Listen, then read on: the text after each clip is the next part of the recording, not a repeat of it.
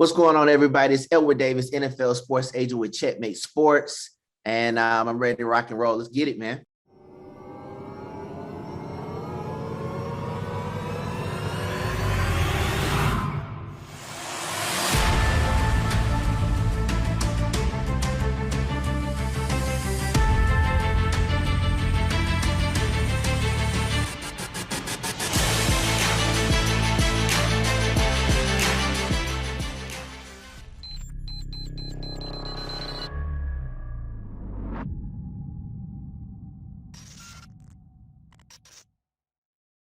Hey, it's Kellen, and today on Diversified Game, I am so happy that this brother said yes to this interview because a lot of you have been sending me his information. I don't know if he's spending $60,000 a month or $100,000 on ads, but he's all over the internet right now on Instagram, Facebook. The ads are popping, and you guys, I thank you for sending this, especially Rick Party. Yes, the DJ Rick Party, my neighbor. Thank you for sending this out because this was happening. I have Edward Davis, sports agent, NFL agent, and he is all over the net showing people because the rules have changed. You guys know, as a new agent, I'm all on it. And that's why y'all been sending them to me. Like, have you checked this brother out? Man, in his last name, we might be kin. So welcome to the show, Edward. How are you doing? Hey, man, I'm doing fine. I'm doing excellent. You got me worried here. You said 100,000 a month. I said, hold on, let me check Facebook real quick. But yeah, man, I'm excited, man. I'm happy to be here. Whenever people reach out, I definitely, try to do my homework. And I check your page out. I love the content. I like what you're doing. And, if I was available, I wanted to make sure, I tapped in with you. So I'm happy to be here. Well, thank you. Thank you for tapping in. And people say, Kellen, how could we be kin? For those who know, from birth, I have a hyphenated name. And so that your name and my name match at birth with the hyphenation. I just don't like to be known as like Sammy Davis Jr., Jr. People start treating you funny. You know what I mean? And hey, gotcha. But yeah, I want to get right into it because you are, helping people with the rule change, become sports agents, and then we're going to go even deeper. But just tell the people what you're doing, how they can tap into your program. Okay, so basically, my backstory is I grew up playing football. I played quarterback at Virginia State University. And like everybody, I wanted to go to the pros, but, that wasn't in God's plans for me. So I had to do something different, and it was to become a sports agent. And doing that was, extremely difficult. And once I finally broke that glass ceiling and I was able to get, two guys into the league, it showed me that it wasn't really that difficult, and that's why a lot of people who are in the industry are, they're so secretive, and there's a lot of gatekeepers, because once you get behind the curtain, you start to realize like, oh man, this isn't that difficult. The hard part is learning the information and having a guide to bring you in. But once you really get in there, you can start to maneuver and realize, okay, I can do this. But it was so difficult for me to get to that point, and I stepped on so many landmines and financial death traps in the process that I said, when I get to the next level, I wanted to create something where I could help people who were in similar situations. And then that's what I was doing. And then the new law, the new NIL law went through, and I said, wow, this is, I said, I feel like this could really, really be helpful for parents and, moms and dads who want to represent their sons and daughters, but, they may not be a top 5 player where agents are busting down their door to get them. So there's other people, who can use this information. And so that's why we created this program. It's called the Sports Agent Masterclass. We've been doing it for a while now. And I mean, we've had a lot of success. And I just really enjoy it. I went from, just something that we was doing on the side just for fun to now it's a real passion project. I just love it's very rewarding to see people come into this industry from jobs that they hate, or from jobs that, may make a lot of money, but may not be, their passion. They not, get that sense of fulfillment. And then they come into our program, we get them licensed, they signing deals, they signing clients, and they're just calling me saying, hey man, thanks, man. You saved my life. You saved my marriage. You saved my son. You saved my daughter. And it's been a blessing. I can only imagine how fulfilling that is, because you're still so young and impacting so many, right? I'm Yeah. old. I got grays in my locks, right? Your stuff is still fresh. I, And I, this I is I die. So don't feel bad. Don't feel bad. yeah, no, not at all. Hey, it's better to get old than the other option is just not to be Exactly. here. Exactly. So, we got the HBCU connection. I went to the Harvard of the South. So did my wife, Grambling State University. Okay. So, Is that what so they call it? The Harvard that. of the South? Oh yeah, I'm rebranding. I'm Okay. a PR guy as Okay. well. Gotcha. Yeah, Gotcha. Gotcha. Gotcha. yeah. Gotcha. Gotcha. But coming from an HBCU, sometimes when we're on the yard, and there's a yard at every HBCU, if y'all don't know, people say, man, we don't have the same offers as if we would have went to Harvard. I've went to another school prior to going to HBCU for a short time, and I can kind of understand where you don't have the venture capitalists at most HBCUs. At any point when you were playing ball or even transitioning after getting your master's and getting to become a sports agent, did you say, I don't have the same connections as the guy from Stanford or, Florida State? And how did you, if you did have any of that, overcome that? Because so many right now battle that, thinking they don't have the connections to make it happen.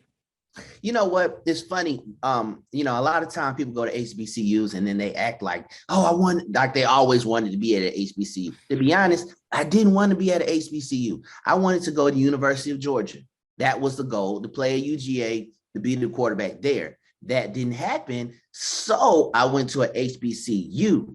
And while I was at the HBCU, it was kind of like the movie Drumline, where the guy, he felt like he was entitled his first freshman year. He was the best drummer. I felt like I was the quarterback. I said, you know what? I'm gonna come in. I'm gonna start my true freshman year. I'm gonna go crazy, and then I'm transferring to Georgia. That was the whole plan. That's how I figured life was going to go. It didn't happen that way. So I went there, and it was funny because I end up not having a great freshman year.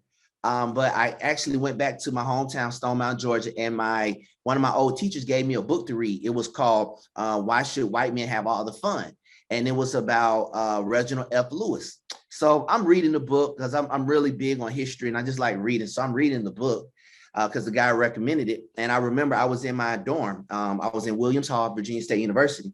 And the cool thing about that book was the guy, Reginald F. Lewis, when he died in like the early 90s, he was one of the richest Black men in all of America. So like if he would have never died, there would be no probably Obama. He would have been the first president. This guy was like he was crazy. But anyway, he went to Virginia State University.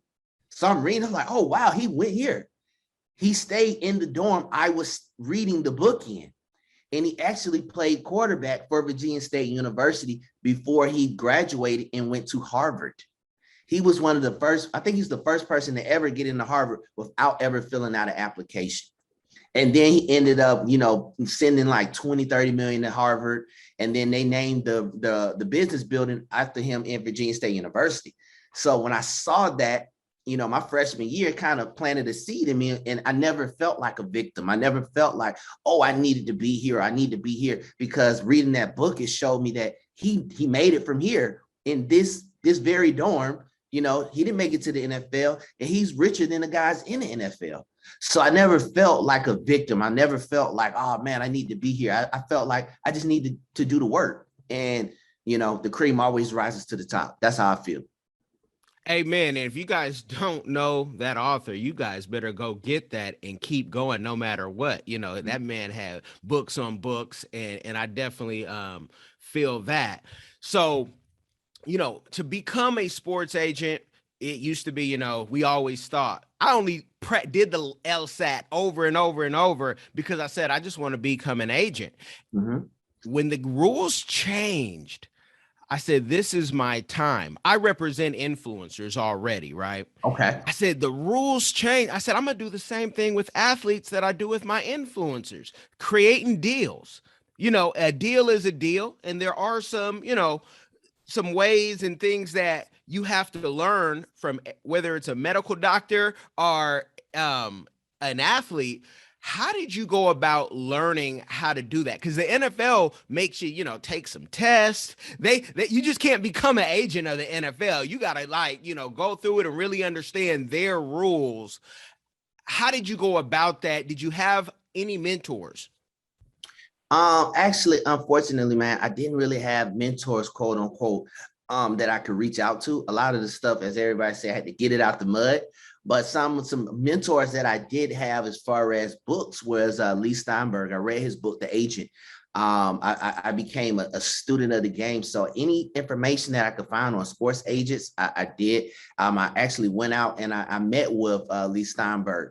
And I, and he kind of mentored me a little bit there. But a lot of times, there's two different types of agents that people don't really know about. You have, contract agents, and then you have marketing agents. And so a contract agent is like what most people are familiar with, which is Rich Paul. And then you have marketing agents, which is Maverick Carter. And the cool thing about it is the marketing agents really don't have to do some of the things that those contract agents have to do, but they make just as much money, if not more. And so that's where the kind of the loophole is right now, because it really, you could be an agent in before this law change. It's just now that the law changed, it's like even more opportunity. But before then, you could be an agent without having to take those exams. It's just people, keep it down low. It's more of a secret.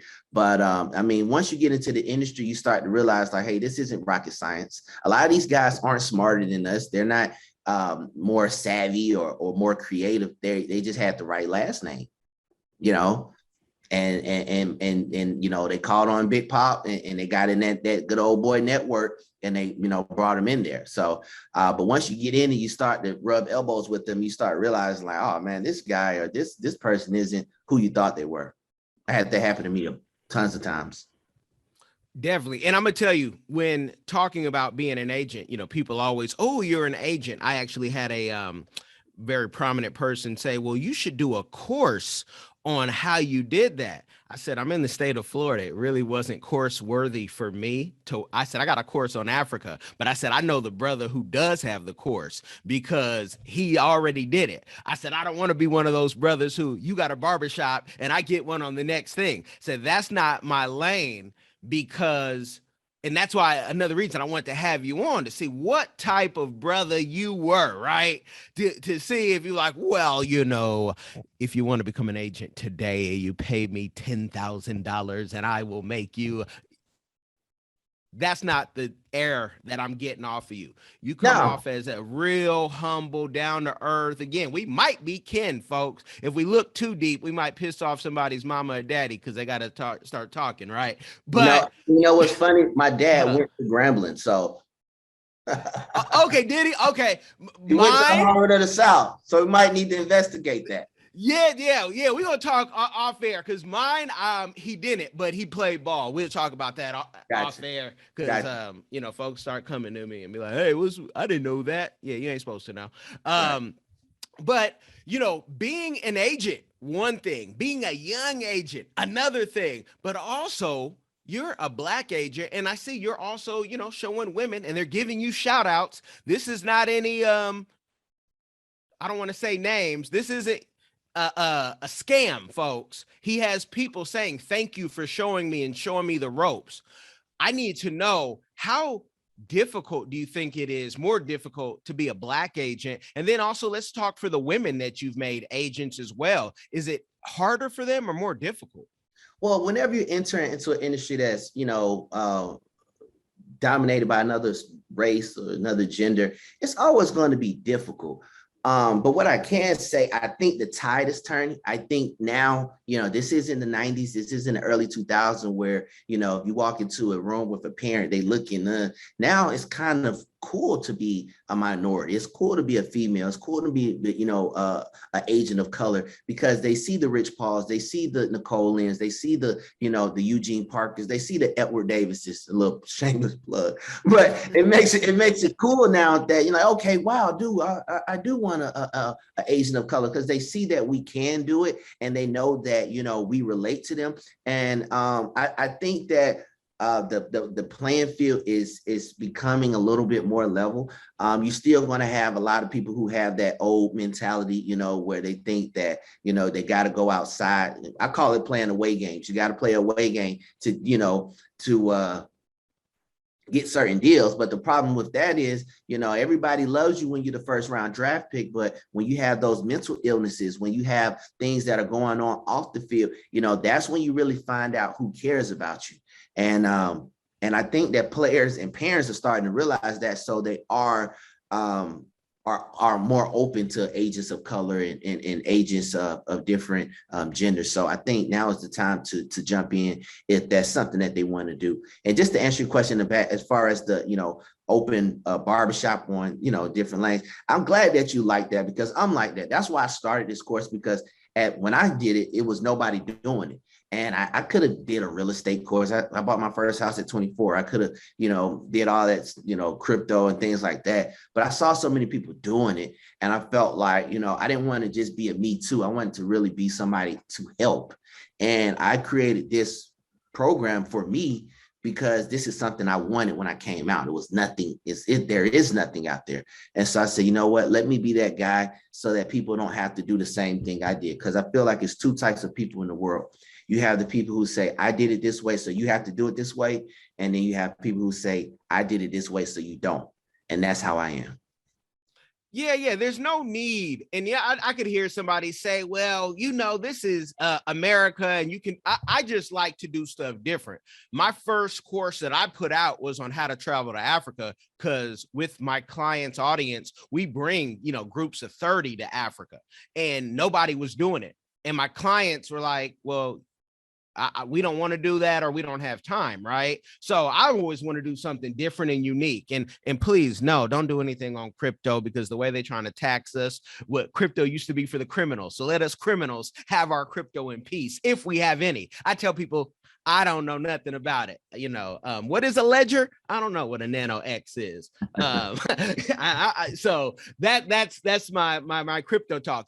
My guests are more than welcome to talk about it, but right now with the given state, that's just not something personally I would advise, because, who wants to be taxed on $1 billion of whatever your favorite coin is? Now, you focus on the NFL, and it makes sense because you played football.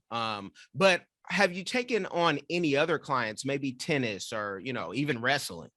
Right now, we just locked in on football. I do help other agents get clients in basketball, baseball, and things like that.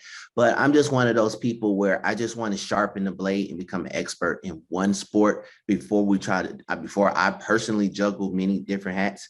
But I have the knowledge and the information to help people, get into all of those sports. I just personally, my favorite sport is football, and that's just the one that I cling to, because I feel like if you're going to be an agent, it's all about your passion.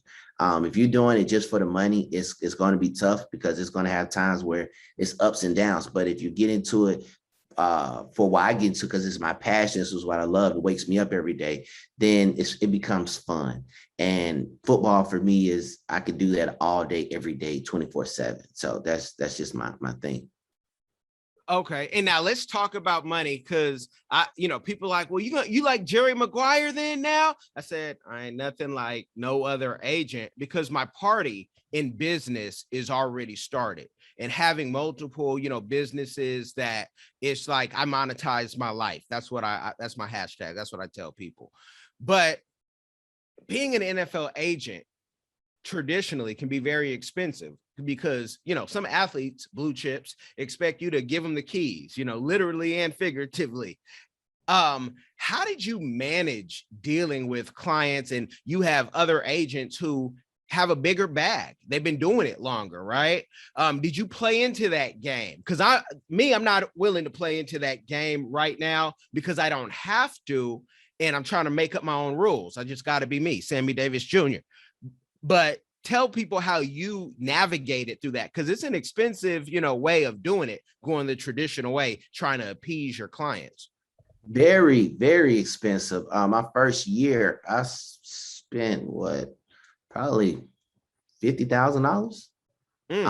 You spend about 50K. But I did it the wrong way.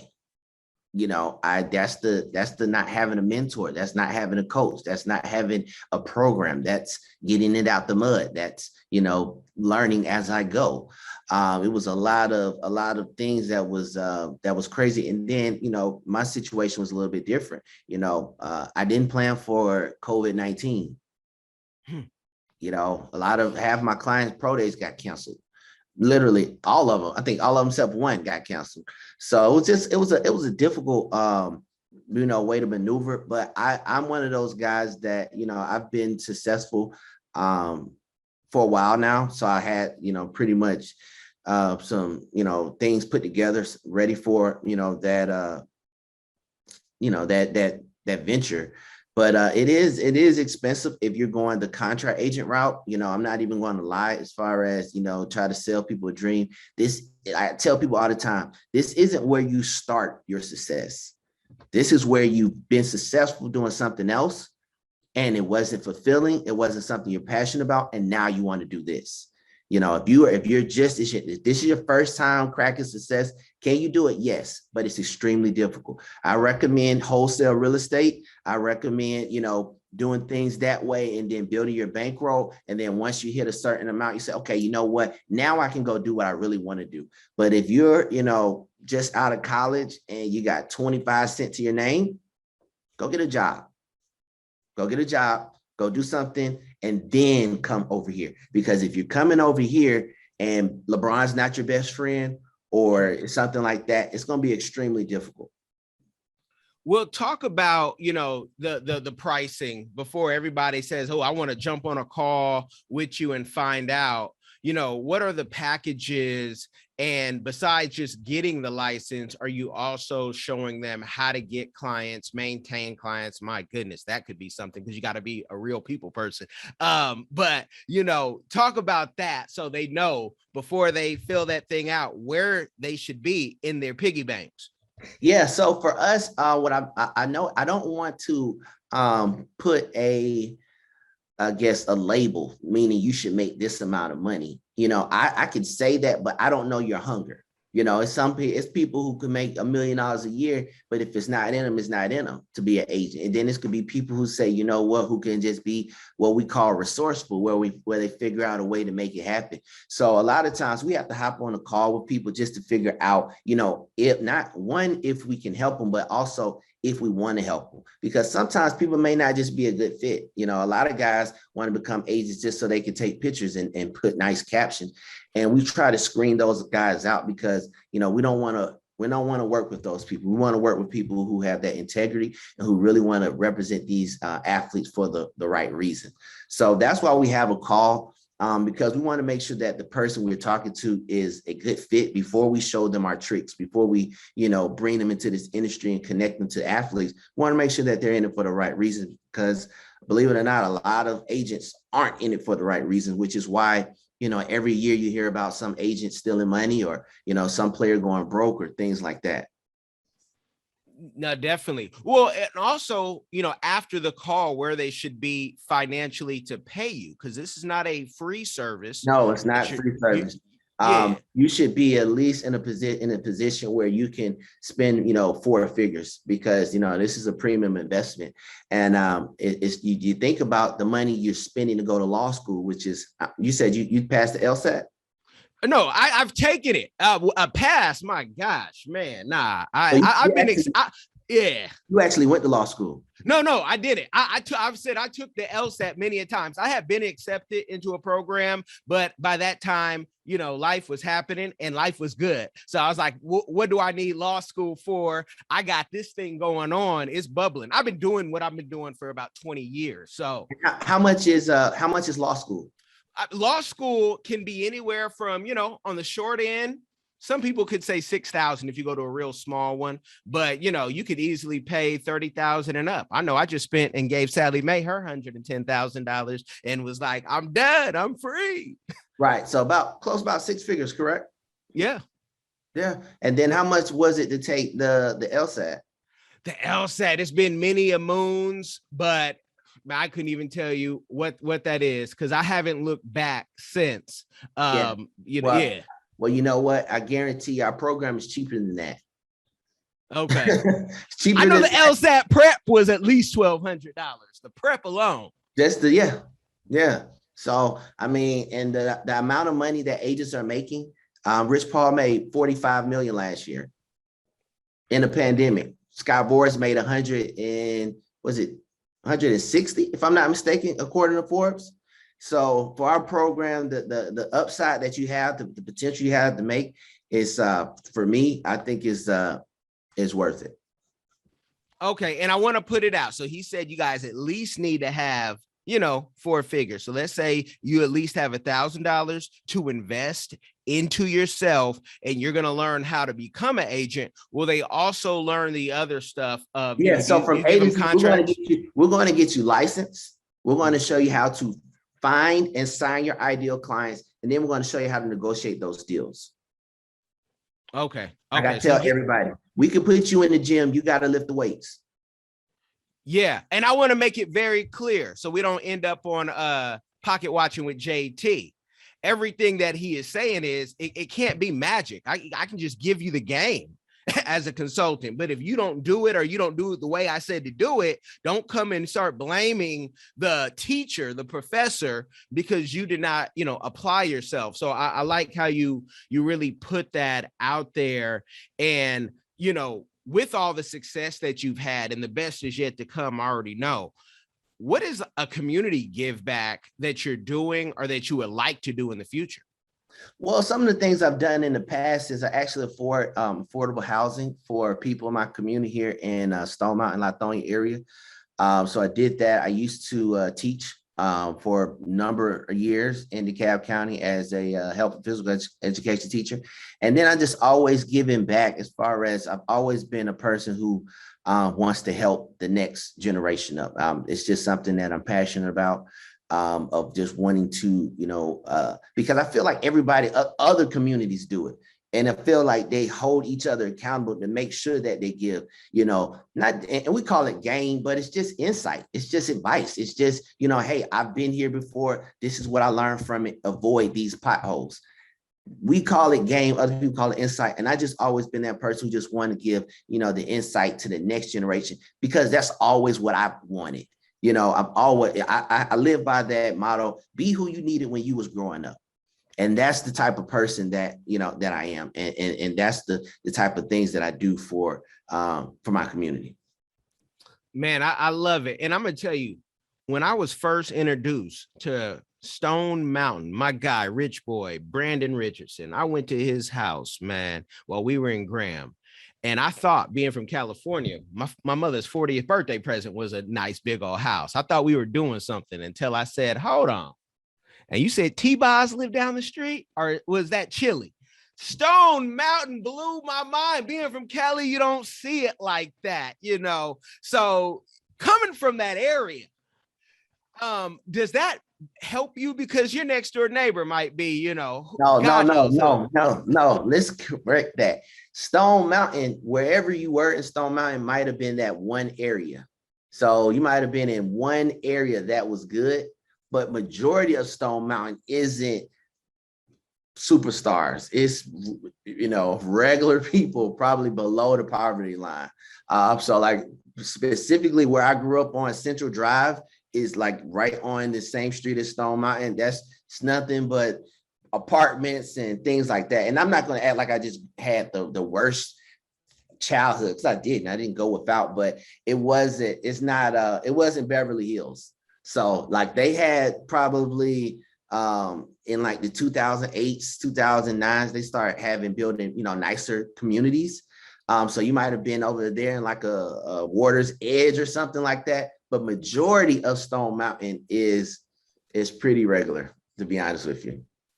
Okay, my privilege sometimes. I'm like, man, Stone Mountain, I just saw everything. Yeah. Nah. You just was probably the one good neighborhood out of, the 20, 30 bad neighborhoods. Okay. That we are only our experiences. That's all we can go off. But I've been telling that story. I said, man, that cat's from Stone Mountain. I'd be in California. Y'all don't know what y'all saying. He had his own service entrance, huh? So Yeah, Yeah, no, houses that are bigger down here because it's a lot cheaper. yeah. And it's us. We know what to do with it. Give us the room. We'll make it happen. I want people to go tap in and check out your website. Any plans for a book coming out for next year? You know what? I actually wrote a book, the very first book, the NIL Gold Rush, back in November 2020. So that is up right now. It's called the NILGoldRush.com. So that was, one of the pioneers of this whole NIL movement where I wrote that book. But I actually have some things that I'm working on. But I just have to figure out, a lot of times we do stuff because we see other people do it, and I do the same thing. But I realized that if it doesn't align with me personally, I don't know if I want to do it. Like, everybody does a course, and then they drop a book, and then they have a podcast, YouTube, and things like that. And I get it, but if it just doesn't resonate with me, I just don't, I won't do it. So I'm just trying to figure out now, what's the next move for me personally that is good for my family and me. And then I'll go from there. But right now, I'm just enjoying what we're doing. I feel like we're making a difference, and we're helping people, change their lives. So right now, that's my passion. And if anything, flares up, then I will, work on those as well. Man, I love this game. And you guys, I wish I could give you more of it, but with the time that I have with the brother, I want to talk to him off air. Sometimes the best stuff is said off air, but you guys have been blessed with the game. Make sure you check out the links in the description, whether you are listening, where the majority of you are, or if you're watching. And I thank y'all for, kicking up them YouTube numbers piece by piece. Just keep sharing that game. It will change somebody's life. Be blessed, y'all. All right, you guys take care. And again, the Sports Agent Masterclass. I hope to see you guys there. Hi everyone. Have you ever been curious about visiting Africa? Which African country were you interested in? Kenya, Nigeria, Uganda, South Africa, Ethiopia? Which country are you interested in? My good friend, Kellen Cash Coleman, came up with a course called My First Trip to Africa that'll guide you through this process. It's only $20, and in this course you'll learn about passports, visas, vaccinations that you need before you go there, as well as a budget, how much the trip is going to cost. He also talks about what you should pack, what you should take with you, how you should travel on a budget. Did you know that 100 US dollars is worth 1,000 South African rand and over 10,000 Kenyan shillings?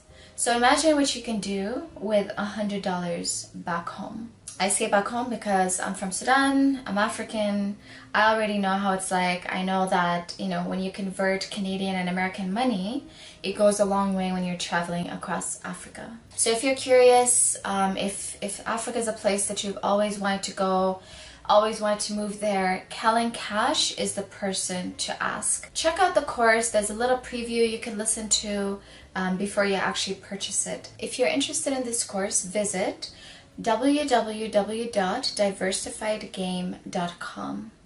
Don't miss out.